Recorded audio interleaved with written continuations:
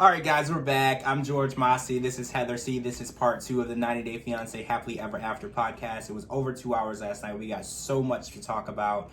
So let's talk about Jovi and Yara. So Jovi wants to plan a trip or a honeymoon so they can celebrate their marriage. And Yara feels like they need to wait at least 6 months before they even think about leaving their baby with anyone, because in her culture, you just would never leave your baby and go on a trip for any reason. And then she said even at the 6-month mark, she still doesn't feel comfortable leaving the baby, even with his mom. How do you feel about that? I mean, there's definitely different cultures. You know what I mean? She's very overprotective of her child, which she should be. She's the mom, and, you know, she had some struggles in the past trying to conceive and have a child in the first place. Jovi's a partier. You know, he's always liked partying. Even his own mother said it. I mean, I don't know. She's a first-time mom. She wants to bond with her baby. Maybe just instead of like a long period of time, try something small. You know what I mean? Because maybe she's just like the thought of like overnight or a week or whatever, it freaks her out. And she's very protective where she doesn't even want Jovi really to take over ship, you know, and be a dad. So I can just imagine, you know, grandma. So yeah, I mean, maybe they should try something small until, you know, she can get more comfortable. But I don't think that, you know, it's anything weird. I think a lot of mothers are like that. You know, they have that anxiety leaving their baby. Let's bring this up. When is an acceptable age for you to go on a trip without your baby? Because I don't know. When you is mean it for a child? The child's age? Say that you just had a baby within the last year and you and the dad want to go on a trip and the grandmother is going to watch the baby. When is an acceptable time for you to do something like that? I don't think it's more so of how old does your child have to be. I think it's how the parents are emotionally and mentally. Because if you think about it, every person in the world is different. Everybody raises their children differently. They have different views, opinions, and whatever. There are some people that are like, my children are first. I don't care. It's not that important to go to the Bahamas. I'd rather stay here with my child. Everything is important. Then there's some parents that are like, that's my mom. I trust her. You know, my kid will be good. And then within 3 months, 6 months, right away, they want to go live their best life. So it's not so much basically how I feel how old the child has to be. It's more so where the parents are at. And with Yara, you figure first-time mom, like I said, she had some struggles. She's not in her own country. Maybe if it was her mom, she'd feel differently leaving her baby. Okay. Women are weird like that. You know, that's the mother-in-law. And, you know, maybe she's just like, not that she doesn't love Gwen, because Gwen is awesome. She's very supportive. But it's nothing like your own mom. So maybe if she had her mom there, she would feel a little bit better to say, hey, mom, can you watch, you know, Mila for a little bit? And she's the cutest, by the way. Beautiful baby. Adorable. So I see why she doesn't want to leave her. I wouldn't want to leave her either. She's so cute. I agree. And one thing I did see in the scene before we move on is she didn't give Jovi a chance to like bond with his daughter. Like whenever she would start crying, she'll grab her away. So whenever she's not ready, right? And so when I saw that, I realized the trip situation was completely out of the question. She doesn't even like to see her daughter cry. So if Jovi's holding her and she's crying, she takes him away. She's got to give him a chance to be a dad. You can't be a dad without actually holding her, feeding her, and being a part of it. So Yara, you have to give him a chance. All right, so let's talk about Andre and Libby. So, the Andre and Libby situation is...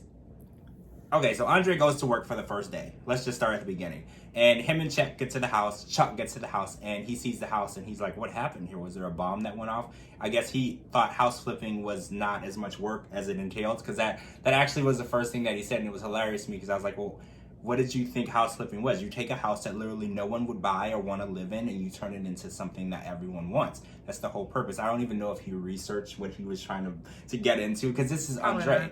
Because he was like, what happened? There's holes in the wall and there's exposed wiring. I'm like, yes, when you buy a house at an auction, you are lucky if there's a roof on it. Like, you're going to get what you get.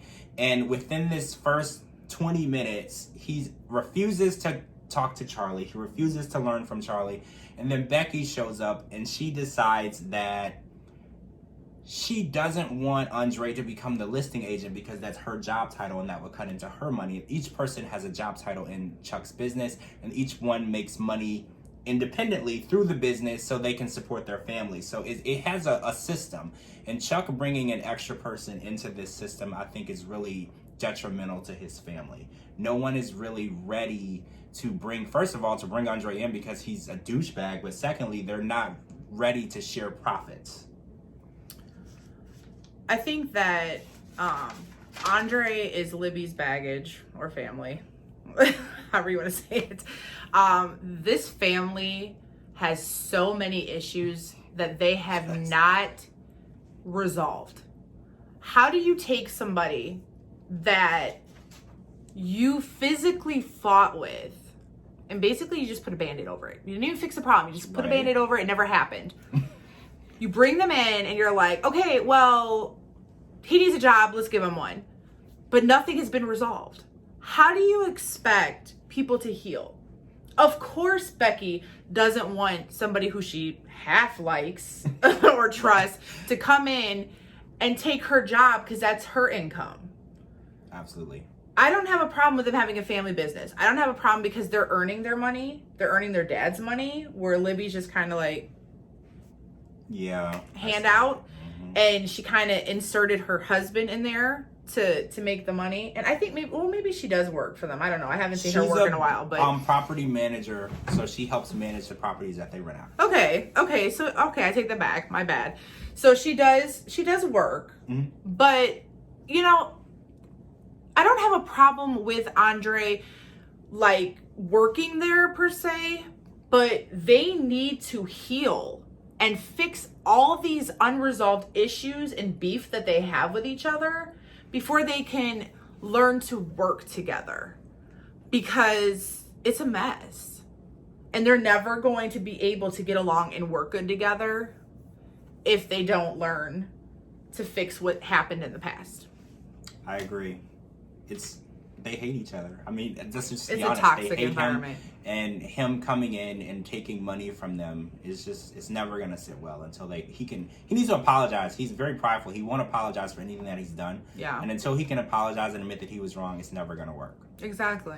So let's talk about Brandon and Julia. So Julia is taking steps. She found a wedding planner online and she went out to see her in Richmond, Virginia, alone without her husband Brandon, and she is trying to be mentored because she wants to be a wedding planner, and she's trying to learn the ropes. So Christine, who is the wedding planner she found, said that she needs to work on her English skills, which we already knew, Brandon had brought up. She also needs to meet new people because a wedding planner is a very big word of mouth. She's Brandon a lot. Business, right? That's like her only friend. She needs to branch out, and when she realized that, she came home and told Brandon that she wanted to meet new people. This unleashed a whole type of hell because Brandon said, oh, well, you should be friends with my childhood friend, Melanie. Who's Melanie? Julia completely freaks out. She's like, who the hell is Melanie? Who is this girl? Why didn't you tell me? And he's like, oh, I've told you about her many times. She's like, oh, no.